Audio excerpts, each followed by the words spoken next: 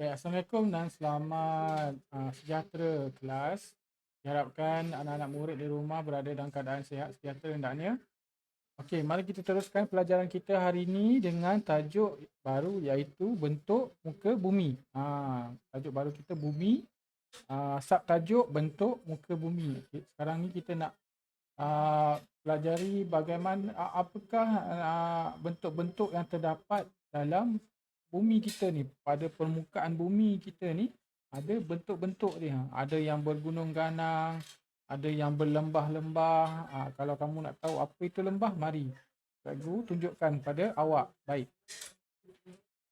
Terdapat terdapat pelbagai bentuk muka bumi, iaitu ada berbentuk sungai. Sungai ni bentuk ke? Ya, betul. Sungai ini adalah bentuk air yang mengalir mengikut aliran dia, menolak tanah-tanah, menolak permukaan bumi hinggalah menjadi satu garisan yang air itu selesa mengalir dan sampailah ke laut. Kemudian lembah. Lembah ni di mana terdapat dua gunung yang tinggi, kiri ada gunung, kanan ada gunung, tengah-tengah yang kat bawah tu dipanggil sebagai lembah. Kemudian kolam dan tasik. Kolam tu apa? Kolam adalah takungan air di mana tengah-tengah dia ada air, dikelilingi oleh daratan, dikelilingi oleh tanah, dikelilingi oleh daratan, tengah-tengah dia ada takungan air. Okey, lagi besar daripada takungan tu, satu takungan, kemudian lagi besar lagi daripada itu, ada takungan yang lagi besar lagi. Kita panggil sebagai tasik. Benda yang sama. Kolam takungan air tetapi hanyalah kecil, bersaiz kecil. Lagi besar lagi daripada itu, kita panggil sebagai tasik. Baik, seterusnya adalah bukit dan gunung. Bukit dan gunung. Bukit ini satu permukaan yang boleh dikatakan sebagai berbonjol-bonjol. Berbonjol-bonjol. Macam segitiga pun ada, tak macam segitiga lebih kurang pun ada, tapi dia berbonjol-bonjol. Bukit ni kalau kita tengok daripada atas, kita nak pergi naik atas, kita boleh pergi naik atas.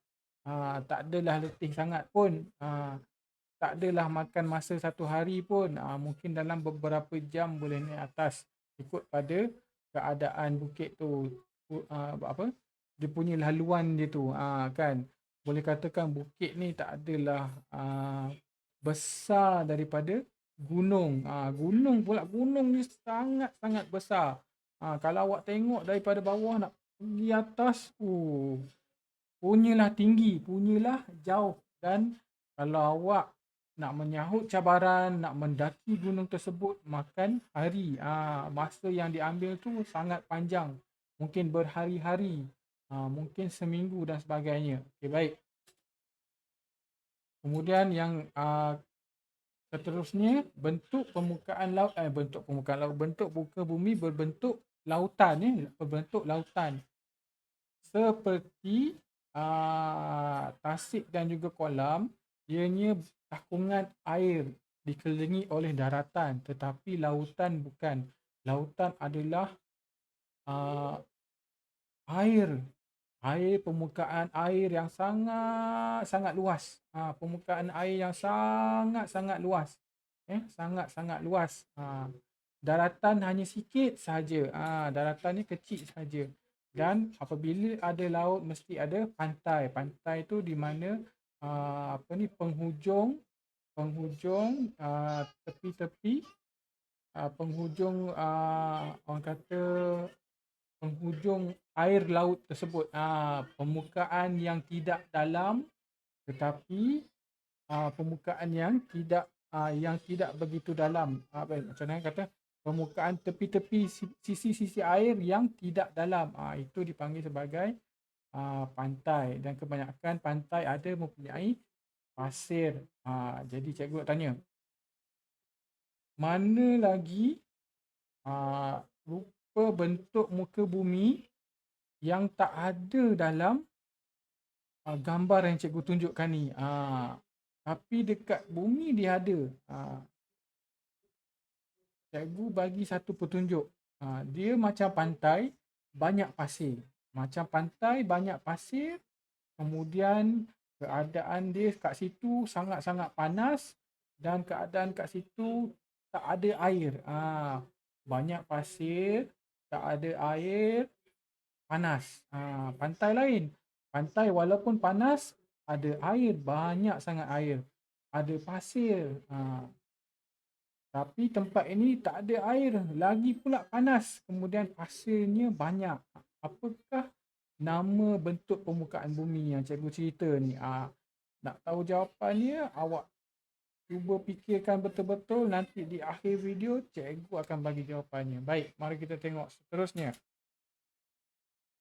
Ini merupakan bentuk muka bumi sungai. Sungai ini merupakan satu anugerah yang Allah bagi kepada kita untuk kita dapatkan apa? Bekalan air. Bekalan air untuk diminum merupakan bekalan asas semua benda hidup, manusia, binatang dan juga tumbuh-tumbuhan. Kemudian ini adalah lembah, macam yang cikgu cerita tadi. Depan ada gunung, belakang ada gunung, kiri ada gunung, kanan ada gunung. Itu dipanggil sebagai lembah. Kemudian ini adalah kolam. Ini kolam. Jika awak perhatikan di sekeliling kolam ini ada tanah, ada daratan, ada apa? Ada rumput. Rumput tumbuh kat mana? Rumput tumbuh dekat daratan. Kalau rumput tumbuh dalam air, apa? Ada ke rumput tumbuh dalam air? Ada. Tapi kita tak panggil rumput, kita panggil rumpai. Rumpai. Okay, baik. Jika awak perhatikan, menghijau penuh dengan rumput yang tumbuh dekat atas daratan. Dan daratan mengelilingi kalau satu lopak air ni. Lopak air ni dinamakan sebagai kolam. Dia besar daripada lopak, kecil daripada tasik.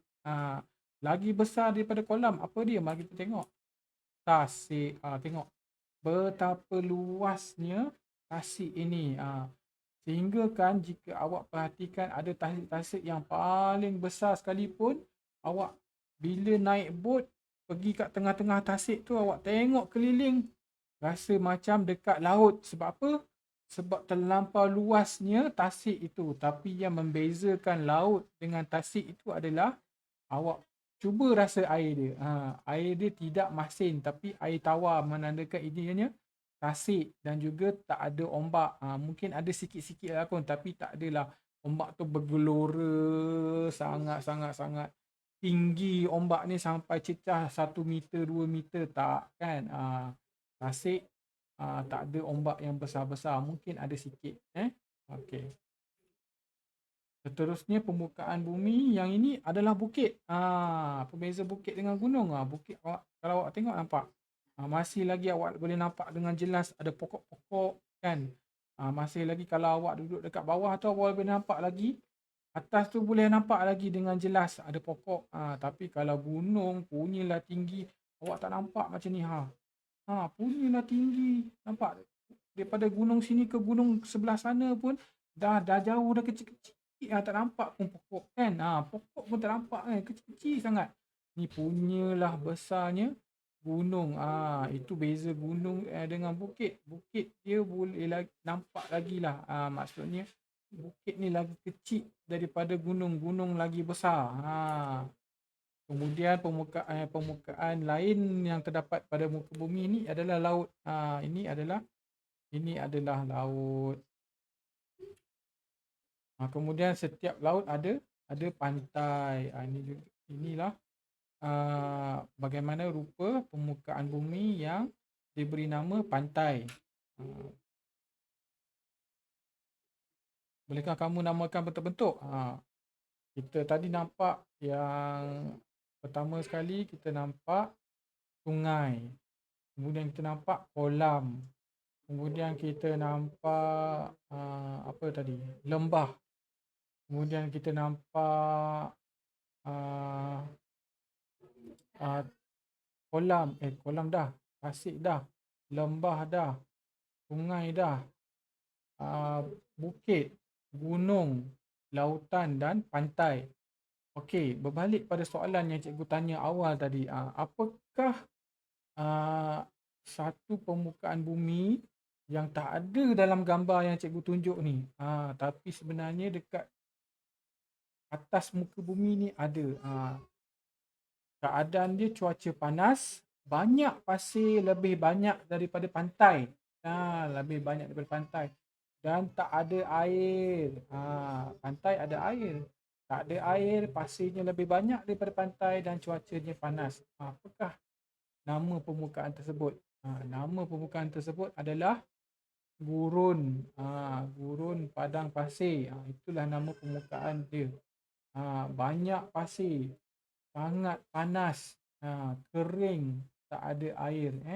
Itulah gurun. Nama ni gurun. Kat dalam ni tak ditunjukkan, tapi itu adalah salah satu keadaan permukaan bumi kita, gurun. Keadaan permukaan bumi yang lain ada gua. Lagi apa lagi? Ada pulau, tidak ditunjuk dalam ni. Keadaan permukaan bumi berpulau-pulau. Pulau. Apa lagi? Kamu boleh cari.